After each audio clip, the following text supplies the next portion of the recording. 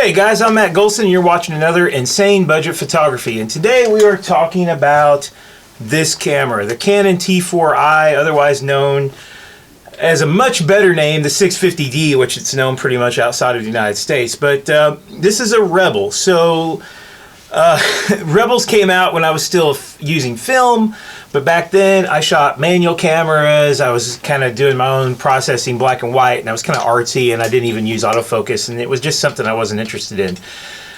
When I switched to digital cameras, I went kind of straight to a very old used kind of pro level camera, and then I picked up a 10D, and the whole idea of using a digital Rebel just kind of didn't appeal to me because I had this sort of camera snob mentality that these were pretty much beginner cameras. And you know, they are, but that doesn't mean they're not good, and I was definitely wrong about my snobbish mentality about them. So let me tell you a little bit about how I got this. So I was using my Canon 5D a lot, and I was really wanting a 5D Mark II for video, but they were too expensive. And about 3 years ago, a friend of mine posted that he was going to sell his camera kit on Facebook, and it was going to be pretty cheap. I mean, the price was kind of like, okay, I got to buy this.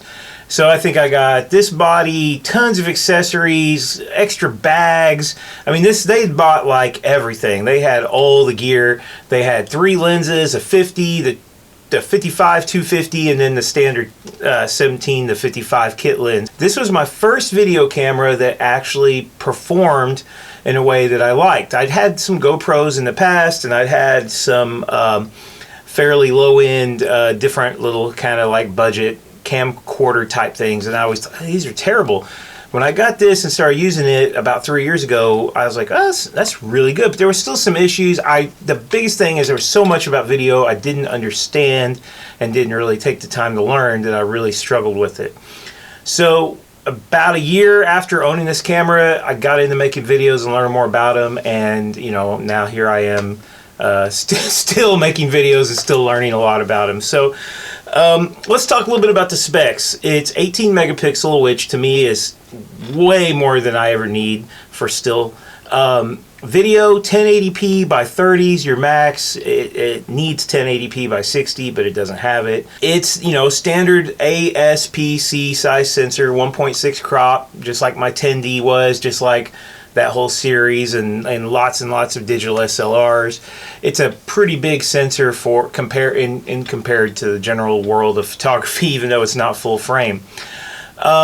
It has 9 regular autofocus points, and then it's got this live view that has a new special kind of phase detect autofocus, which at the time, this was the first, I think this was actually the first camera that they put that on, even though, you know, later they started using it on more. I think it only works with the STM lenses, and I didn't have an STM, so the STMs are silent lenses for filmmaking, and when I updated to an STM 17 to 55, that's when the camera started making a lot more sense to me.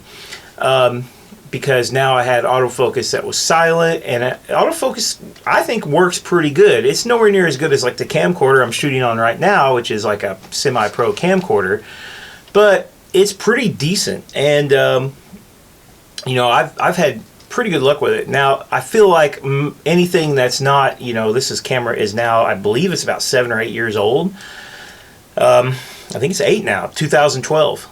Anything newer is probably going to have way better autofocus. I know they've improved the phase detect a lot, but it works.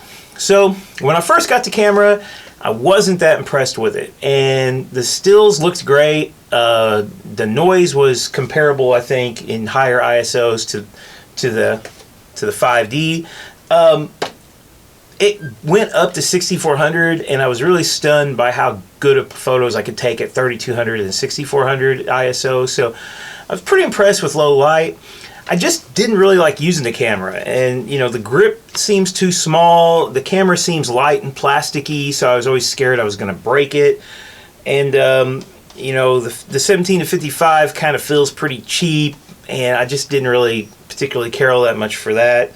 and then it has no control wheel on the back, and for a long time I've been using a rear dial and the front control wheel, top control wheel, to set exposure, and I really like working in aperture priority and using that back wheel for exposure compensation, and I didn't have it.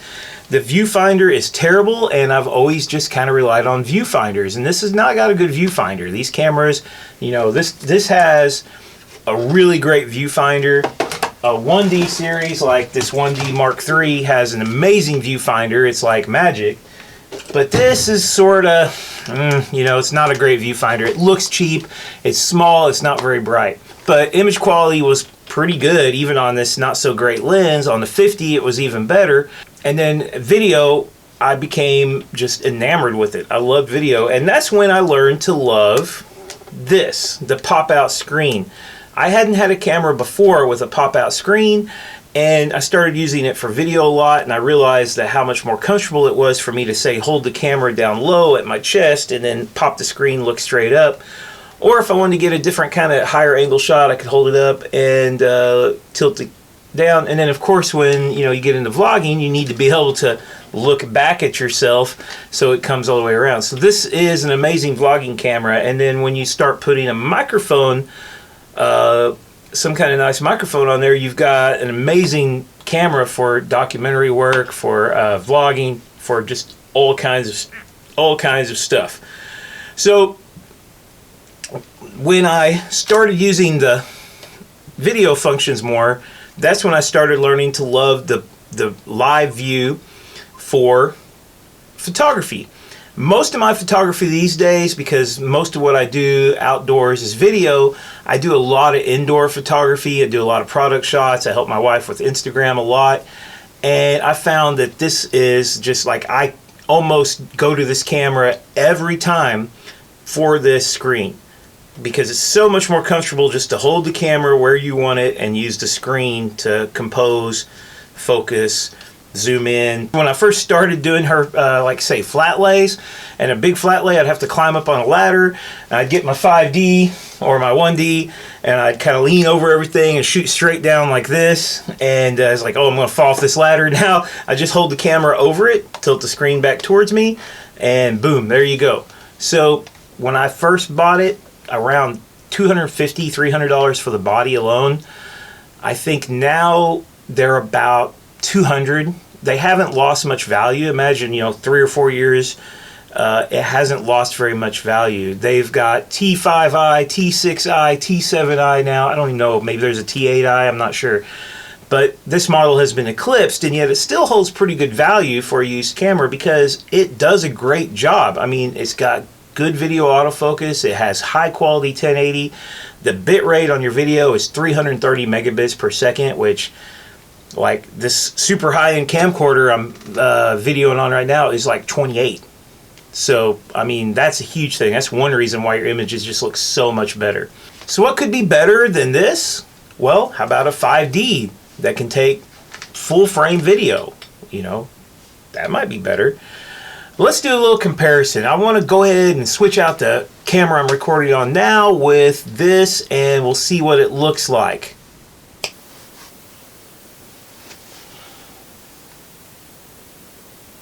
Oh, nice job focusing, camera. Okay, same mic, new camera, a little bit different angle, but pretty similar. I had to drop 2 stops of exposure compensation so it didn't try to expose the background, and it's still probably brighter than the other camera was. I don't know, we'll see how it looks. More importantly, I wonder what it would look like with a 50mm on it and really go for some extreme depth of field. Let's try that. Wow, that is so cool. Well, of course, I don't have an STM50, so, excuse me, Paddington. I don't have the STM50, so I can't do autofocus. It's like, I should get an STM50 because that was beautiful. That shot looks so cool, that bokeh. I got one more idea in mind, and I'm just going to go ahead and take a still photo with the 5D and the 50, and we'll use Paddington again, and we'll see what that looks like if you had full frame, the difference. I'll take the photo exactly where the camera is right now. Okay guys, here's the 5D picture. Now both of these are ISO 500. Both of them are on the 50mm, and quite a bit more depth of field in this one, a lot more bokeh. A little bit more, to me, just pleasing color, but also we'll see there is some differences. Here's the T4i. The colors, it decided to get more red. It's actually, even though there's more pixels, to me it's not as sharp. There's in the focused area, I focused right on the bear's face. Less bokeh since it is cropped. Here's a close-up of the 5D. You can see some kind of grain and stuff in the background. It's got a very, the 5D Classic has a very film-like grain. So the bokeh is just, that's just the big thing of having full frame. You just get so much more background in your images, more bokeh, more depth of field. Here's the T4i shot. Even though it's not nearly as zoomed in to get this same view, it's just, to me, it's not as sharp. Even though the colors seem to be brighter, I don't know, I don't like the colors as much. It's still a great camera. Performance is way better as far as noise go. I mean, there's almost no noise at ISO 500. That's a huge improvement over the 5D. But I kind of like that. I kind of like that grainy 5D noise. So anyway.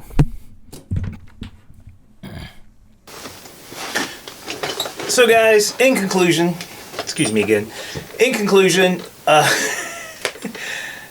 it's a great camera, T4i. For the price, if you are on a budget where you can spend about $300 to get a DSLR and a lens, and you want to do video, you're probably not going to find anything better for that price range, as long as you're okay with being limited to 1080p at 30, and you don't care about missing some of the newer features and possibly a little bit better autofocus that the newer cameras have to offer.